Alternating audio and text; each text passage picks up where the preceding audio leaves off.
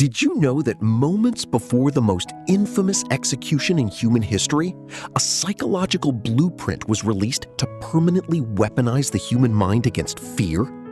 Imagine standing on the edge of a cliff, about to lose the ultimate mentor, the one who rewrote the laws of physics before your eyes. And right before stepping into the shadows, he turns around to hand you a mental anchor designed to withstand the total collapse of your reality. This isn't a dry theological lecture. It's an ancient survival code currently rescuing millions from absolute despair. Welcome to the high-stakes narrative of John 14. The air in Jerusalem is thick with treason. The clock is ticking toward a brutal crucifixion. And the disciples, hardened, gritty men, are drowning in silent panic as they feel their world dissolving. But right in the center of this emotional war zone, the Master doesn't offer a weak goodbye. He drops an ironclad decree to steady their souls. Verse 1, "Let not your heart be troubled.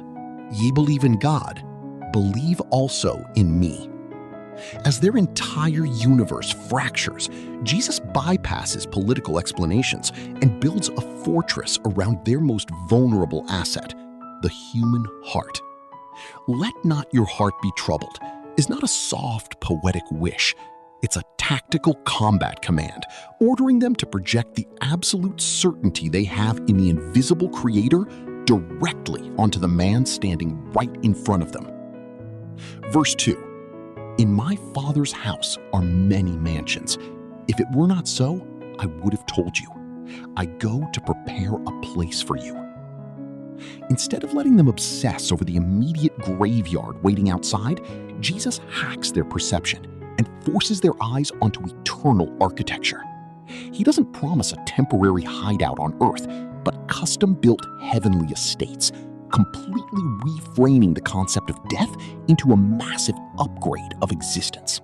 Verse 3, "And if I go and prepare a place for you, I will come again and receive you unto myself, that where I am, there ye may be also."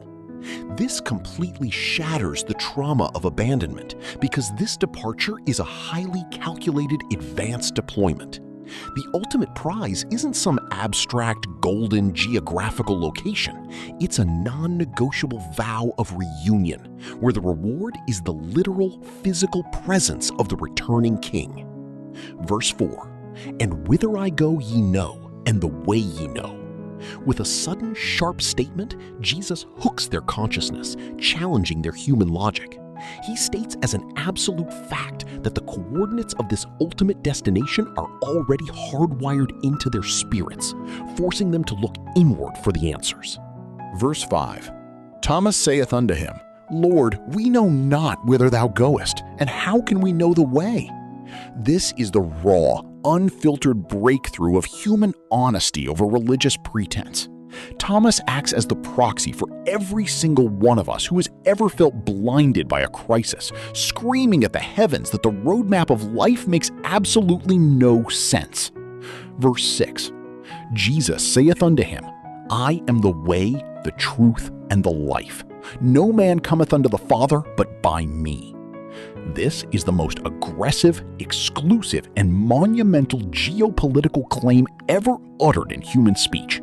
Jesus does not claim to be a spiritual guru who discovered a path, or a philosopher debating a concept, or a healer extending mortality. He identifies himself as the highway itself, the ultimate bedrock of reality and the literal source of the cosmic pulse, slamming the door on any other alternative in the cosmos. Verse 7, "If ye had known me, ye should have known my Father also, and from henceforth ye know him, and have seen him."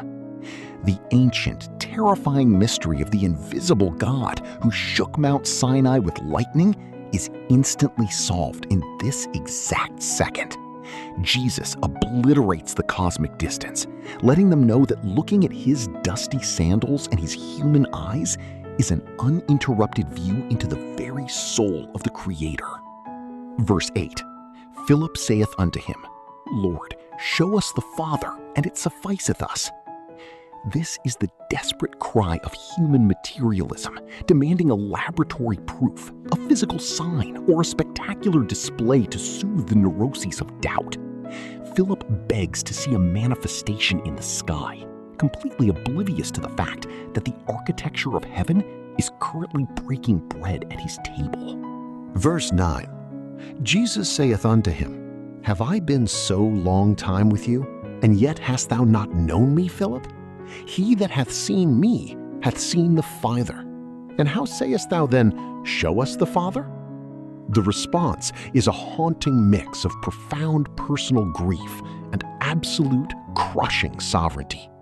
Jesus confronts their spiritual blindness, reminding Philip that every touch that healed a leper and every command that silenced a storm was the visual biography of God Himself in real-time action. Verse 10. Believest thou not that I am in the Father, and the Father in me? The words that I speak unto you, I speak not of myself, but the Father that dwelleth in me, He doeth the works. Here, the quantum spiritual fusion of the Godhead is unveiled, revealing a total unity of agenda. Every syllable crossing Jesus' lips is the direct frequency of the Father's mind, and every miracle is the Creator's hand operating through human flesh. Verse 11. Believe me that I am in the Father, and the Father in me, or else believe me for the very work's sake. The Master builds an emergency bridge for the analytical, logical mind struggling with the weight of the supernatural. He tells them that if their ears cannot handle the radical nature of his claims, they must let their eyes surrender to the undeniable data of raised corpses and restored sight. Verse 12. Verily, verily, I say unto you, he that believeth on me, the works that I do shall he do also, and greater works than these shall he do, because I go unto my Father. Brace yourself for the most disruptive plot twist in the entire New Testament as Jesus transfers his operational power to his followers. He refuses to limit the supernatural output to his own earthly ministry, unleashing a global chain reaction where believers will scale and multiply miracles across the face of the earth. Verse 13. And whatsoever ye shall ask in my name, that will I do, that the Father may be glorified in the Son. This is not a magic charm for selfish desires. It is the official handoff of the King's power of attorney. To activate in my name means that when you operate under his direct orders, the entire treasury of heaven is legally bound to back up your plays. Verse 14. If ye shall ask anything in my name, I will do it. To ensure no lingering doubt remains in that fear-soaked room, the sovereign of the cosmos duplicates the promise like an unyielding seal. It is the absolute guarantee that prayer is never a desperate monologue into the void, but a hyperbaric trigger for immediate divine intervention. Verse 15. If ye love me, keep my commandments. Jesus grounds the high-level mysticism and brutally destroys cheap sentimentalism. Love in this kingdom is never measured by fleeting emotions or temporary tears, but by the radical military loyalty of executing the king's protocols when no one else is watching. The echo of these words froze time inside that room in Jerusalem, but the ultimate cosmic disruption was still waiting to be dropped on that table. Because immediately after establishing this line of authority, Jesus revealed the classified intel that would alter human psychology forever: the deployment of the Comforter, a supernatural force that would no longer just walk beside men, but would literally occupy their biology to make them bulletproof against anxiety. If this first part shattered your perspective, part 2 will completely dismantle your mental limits, because we will uncover the exact identity of this hidden presence, the ancient secret to unlocking a peace that paralyzes human understanding, and the daily protocol for operating in chaos.